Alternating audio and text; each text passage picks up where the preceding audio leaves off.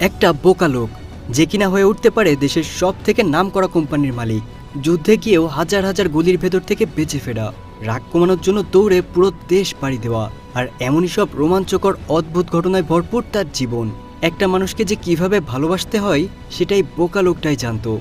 আর গল্পটা শেষ করার পর হয়তো আপনার মনে হবে আসলে বোকা কে, এই লোকটা নাকি আপনি। তো চলুন গল্পটা শুরু করা যাক। লাল সিং নামের এই লোকটা ট্রেনে করে দিল্লি যাচ্ছিল। সে মনে মনে কিছু একটা ভেবে মুচকি মুচকি হাসছিল। কিছুক্ষণ পর দেখা যায় সে একটা রেডিমেড ফুচকার প্যাকেট বের করে সেখান থেকে ফুচকা খাচ্ছে। আর তখন তার সামনে যে মহিলাটা ছিল সে অবাক দৃষ্টিতে তার দিকে তাকিয়ে আছে। লাল সিং তখন মহিলাটার জুতার দিকে তাকিয়ে বলে, আমার মা বলতো জুতো দেখে নাকি মানুষ চেনা যায়। কথাটা শুনে মহিলাটা লাল সিং এর জুতোর দিকে তাকায় আর দেখা যায় তার পায়ের জুতাটা অনেক পুরাতন আর ময়লা।